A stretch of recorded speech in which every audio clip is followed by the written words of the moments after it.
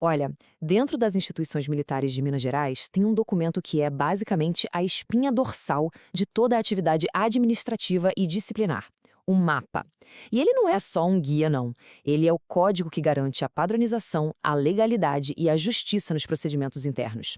Hoje a gente vai mergulhar fundo numa das situações mais complexas e delicadas que um militar encarregado de uma apuração pode enfrentar.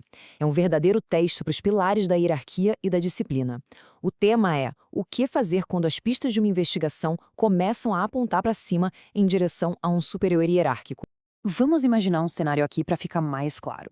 Um militar é designado para tocar um procedimento administrativo. A apuração começa, documentos são checados, testemunhas são ouvidas, aquele trabalho técnico, metódico. Só que conforme as peças do quebra-cabeça vão se encaixando, surge uma coisa inesperada. O caminho dos fatos, das evidências, não leva para o lado, nem para baixo na cadeia de comando. Ele sobe. O nome de um superior hierárquico, alguém de patente mais alta, começa a pipocar de forma consistente e bem preocupante. Nesse exato momento, o encarregado se vê numa encruzilhada profissional e legal. Se continuar investigando, será que está quebrando a hierarquia? Se parar, será que está prevaricando? É uma situação de responsabilidade imensa, onde um passo em falso pode ter consequências sérias. Mas, felizmente, o mapa não deixa espaço para dúvida. Ele traça um caminho claro e obrigatório que tem que ser seguido. E é aqui que a gente chega no ponto central da nossa conversa. O dilema de investigar um superior não é uma questão de escolha pessoal, de eu tenho coragem para isso. Não, é uma questão estritamente de procedimento. A estrutura militar se baseia em hierarquia e disciplina, e qualquer investigação tem que funcionar dentro desses limites para ser legítima. Quando as evidências sobem na cadeia de comando, o mapa ativa um protocolo específico que foi desenhado justamente para proteger tanto a integridade da apuração quanto a estabilidade da própria instituição. Vamos então dissecar esse protocolo, artigo por artigo, para entender a lógica por trás de cada passo. E aqui está a diretriz principal, o comando mais importante que o encarregado precisa seguir. O artigo 178 do mapa é cristalino, não deixa margem para interpretação. Ao se deparar com indícios de autoria ou participação de um militar que seja superior a ele, o encarregado da apuração tem o dever de parar. Mas é fundamental entender o que esse parar significa. Não é engavetar o processo, ignorar os fatos ou simplesmente encerrar o caso. Muito pelo contrário. Parar aqui é um ato formal que quer dizer a minha competência para conduzir este processo a partir deste ponto acabou. O encarregado se torna legalmente impedido de continuar. Isso é uma salvaguarda, uma proteção para garantir que um militar de menor patente não conduza atos investigativos como interrogar alguém, por exemplo, sobre um superior, o que poderia comprometer totalmente a imparcialidade e a própria disciplina militar. Essa parada, como a gente falou, não é um ato de omissão. É o início de uma nova fase do procedimento, uma transição formal e bem controlada.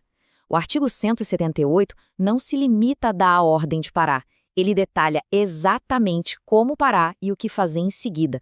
É um verdadeiro rito de passagem processual. Agora, vamos detalhar essa sequência obrigatória de ações que garantem a transferência correta, legal e transparente do processo, para ter certeza de que a busca pela verdade vai continuar, mas nas mãos certas e hierarquicamente adequadas. O procedimento é dividido em 4 etapas lógicas e que não dá para negociar. A primeira é verificar os indícios. O encarregado precisa ter certeza de que não está agindo com base em mera fofoca. A segunda, encerrar a apuração. A partir do momento em que os indícios contra o superior são confirmados como fortes, o encarregado atual não faz mais nenhum ato de investigação. Ele não pode mais ouvir testemunhas, pedir documentos ou fazer qualquer diligência. A participação ativa dele termina ali, para garantir a isenção. A terceira etapa é a mais crucial: elaborar o relatório. Isso não é um simples resumo, tá? É uma peça técnica detalhada e muito bem fundamentada, onde o encarregado expõe tudo o que foi apurado e, sem deixar dúvidas, demonstra quais provas e indícios apontam para a participação do superior. E, por fim, o ato formal: suscitar impedimento. O encarregado comunica oficialmente à autoridade que o nomeou que ele está legalmente impedido de continuar com o processo, citando o artigo 178 do mapa como base. Agora a gente chegou no coração da questão. O que para o mapa diferencia um boato de um indício legítimo? A decisão de paralisar uma apuração e apontá-la para um superior é de uma gravidade imensa. Ela movimenta toda a estrutura de comando e pode ter repercussões muito sérias. Por isso, de jeito nenhum, ela pode ser baseada em elementos frágeis, como fofoca de corredor, vingança pessoal ou meras suposições. O manual é extremamente rigoroso e específico sobre a qualidade e a natureza da evidência que justifica uma medida dessa. Essa comparação é a chave para a gente entender a responsabilidade do encarregado. O artigo 179 do MAPA funciona como um filtro, uma barreira contra acusações levianas. Ele diz que a simples citação do nome de um superior por uma testemunha, sem qualquer outra coisa que confirme isso, é insuficiente. Por exemplo, se uma testemunha diz ouvi dizer que o capitão fulano estava envolvido, isso por si só não é nada. A investigação deve continuar normalmente, focada nos fatos que já estão comprovados. Agora, o artigo 180 define o padrão oposto, o do motivo válido. Para que o procedimento seja interrompido, os indícios precisam ser concretos, tangíveis, comprovados por provas testemunhais consistentes, por documentos, por perícias, por qualquer meio de prova que o direito aceite. É a diferença entre fumaça e fogo. O artigo 179 lida com a fumaça, o artigo 180 exige que você apresente as chamas. Vamos aprofundar um pouco mais esse checklist do artigo 180, que é a base para a decisão do encarregado. Primeiro, a natureza do envolvimento. Os indícios devem apontar que o superior agiu como autor, que é quem executa a infração, coautor, quem executa junto com outros, ou partícipe, que é quem ajuda na infração sem executar diretamente, tipo instigando ou dando um auxílio. Não basta uma ligação vaga com o evento. Segundo, a qualidade da prova. Os indícios de autoria e materialidade, ou seja, a prova da existência da infração, devem estar solidamente demonstrados nos autos. O encarregado precisa ter mais do que uma convicção pessoal. Ele precisa ter provas documentadas. E terceiro, a formalização do relatório. O relatório precisa ser motivado. No jargão jurídico, motivar significa fundamentar, explicar o porquê. O encarregado deve escrever de forma clara seu raciocínio e, o mais importante, apontar as provas nos autos. Isso significa citar a página do processo, o trecho do depoimento, o número do documento. Ele está construindo um caso para justificar sua própria saída do processo e a necessidade de um novo encarregado.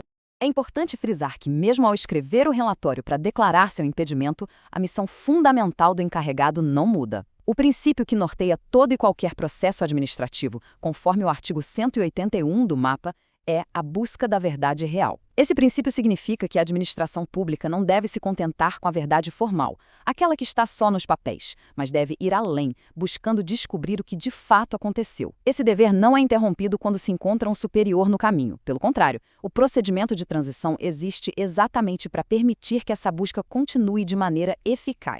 Essa citação do artigo 181 é fundamental. Ela orienta o encarregado a não ter uma atitude passiva. Ao perceber a possível implicação de um superior, ele não deve simplesmente parar tudo na hora. Ele deve continuar as diligências necessárias para solidificar e comprovar esses indícios. Ele precisa coletar as provas que vão sustentar o seu relatório.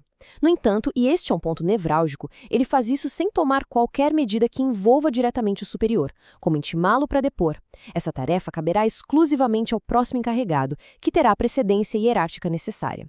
O trabalho do primeiro encarregado é, portanto, construir uma ponte de evidência sólida e bem documentada para que o próximo possa atravessá-la com segurança jurídica. Depois da elaboração do relatório e da formalização do impedimento, o que acontece? O processo, agora robustecido com as novas informações, é enviado de volta para a autoridade que o instaurou, a chamada autoridade delegante. Essa autoridade tem um papel de controle. Ela vai analisar o relatório e decidir se concorda com o impedimento que foi suscitado. Se concordar, o passo seguinte é nomear um novo encarregado.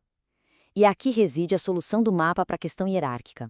O novo encarregado será, obrigatoriamente, um militar de posto ou graduação superior ao do militar que agora está sendo investigado. O manual ainda prevê uma situação adicional. E se o próprio investigado for mais antigo que a autoridade delegante? Nesse caso, o processo sobe na cadeia de comando até encontrar uma autoridade superior que tenha competência para nomear um encarregado de precedência adequada. O sistema é todo desenhado para que a hierarquia seja sempre respeitada. Ao analisar toda essa estrutura com suas regras e etapas, a pergunta que fica é: por que essa complexidade toda? A resposta está nos fundamentos da vida na caserna. Este procedimento não é um excesso de burocracia.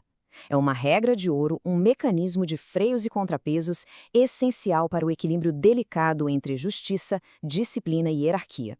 Ele é a garantia de que nenhuma investigação será paralisada pela posição de um envolvido e de que nenhum superior será alvo de apurações conduzidas de forma irregular.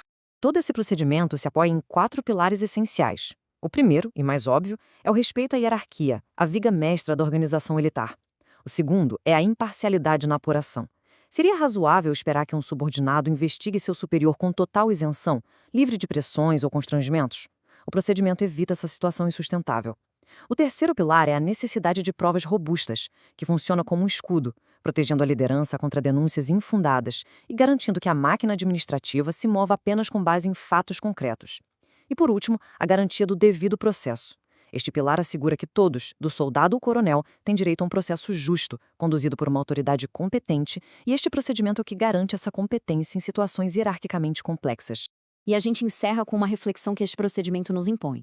Ele parece colocar em polos opostos dois valores muito caros ao mundo militar: a hierarquia e a verdade.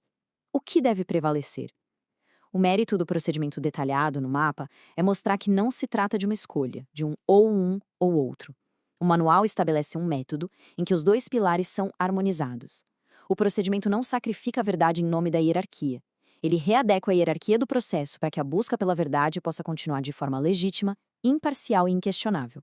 É uma solução processual inteligente para um dilema fundamental, garantindo que a justiça administrativa militar seja aplicada com rigor, mas sempre com respeito à sua estrutura e aos seus princípios mais basilares.